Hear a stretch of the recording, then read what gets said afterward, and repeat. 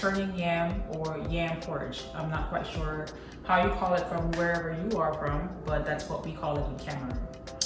I'm going to first start by just kind of giving you a walkthrough of every ingredient I'm going to be using in this meal. There are quite a lot, and after that, we're going to get started.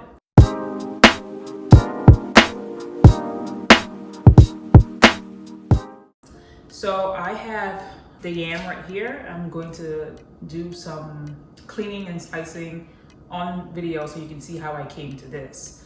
Some tomatoes, some green bell peppers, some beef neck bones, some ginger, garlic, onions, red bell pepper, yellow bell pepper, celery, dry fish, crayfish, olive oil, palm oil, seasoning cubes, sea salt, some habanero peppers are right here, and I have some frozen bitter leaf, and that's just, if you don't have this, you can get some spinach to use, you know, instead of this.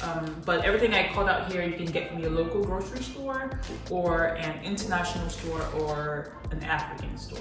I'm going to start by frying my tomatoes first. So I'm going to start by cutting up the onions and then blending my tomatoes.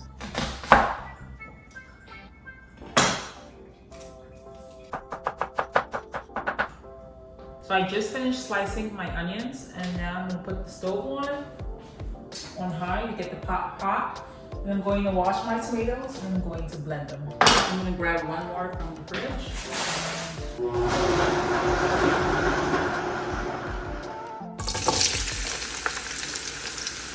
I'm going to let this cook for just a minute, and then I'm going to add my tomatoes.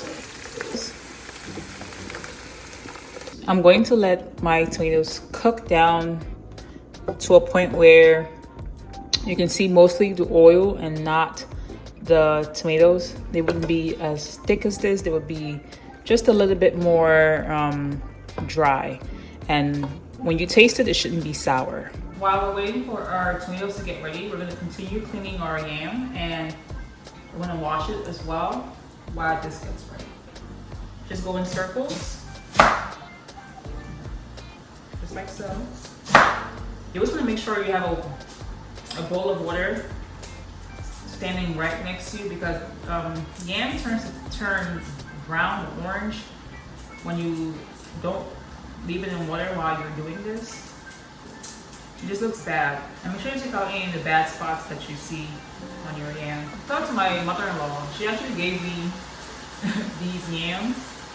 I usually don't go to the store to ever buy yams. It's not a staple meal in our house. This is actually going to be the first time I'm making yam porridge in our home.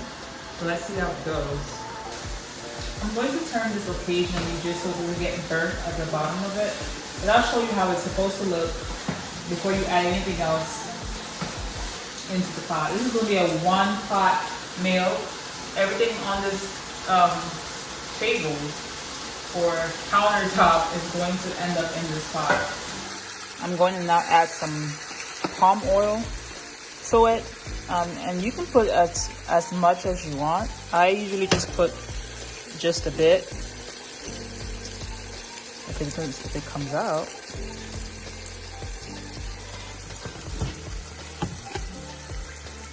I'm going to rinse my blender and start prepping for the other spices I'm going to add into this meal. I'm just going to go ahead and wash this and then start prepping this to put them here. As you can see, we are completely fried all the way down. You can barely see the tomatoes anymore, but mostly the onions. And this is when I'm going to now add my meat into the pot. I'm now going to wash my beef neck bones. I got this from Giant. As I wash this and prep this, I'm also going to wash my yam, make sure that they're the right size, and then put that as well. I'm putting both of them at the same time. I'm going to add water and cover the pot so it starts cooking while I get the rest of these things prepared.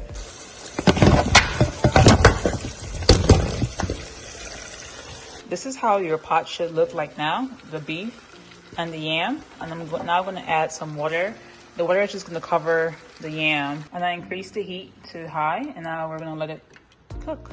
While our beef neck bone and our yam is getting cooked in our fried tomatoes and water, we're going to now prep.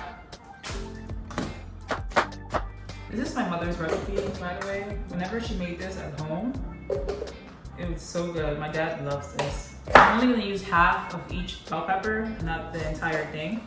I'm gonna drop the 3 habanero peppers. A little bit of ginger and garlic. I'm not a big fan of using too much ginger and garlic in my meals.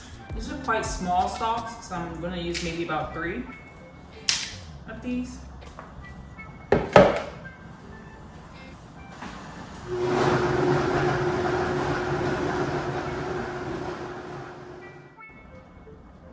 I put the entire thing. I'm gonna now stir it, and then prep my dry fish to go in here in about half an hour. I'm going to now clean this and break it apart, take out the bones, and add this to the pot. And then I'm also gonna add the crayfish at the same time, and some seasoning cube and some salt. This is how it's looking, and the soup is eventually gonna get thicker because as the yams get ready, they start to break a little bit into the sauce, so then it gets thicker from the yam. Someone's African mom is watching this like, oh my God, you threw away the head. My mom saw this be a problem. I'm gonna wash it again.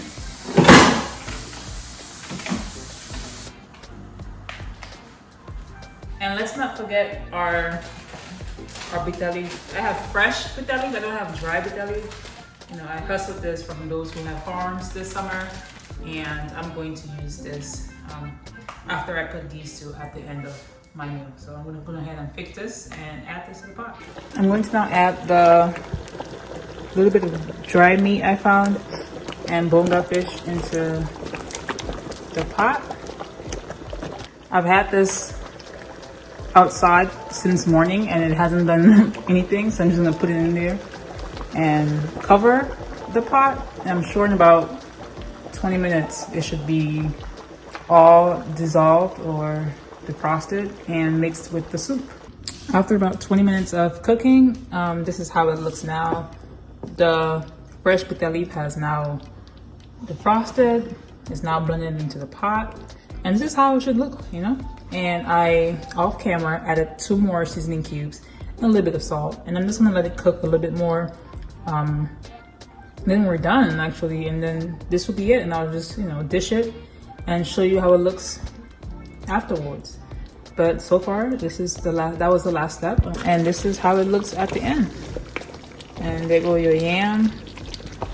There go some of my meat, yam, the bitter leaf, and now it's thick, and now you have enough sauce to eat with your yam and just to enjoy the meal.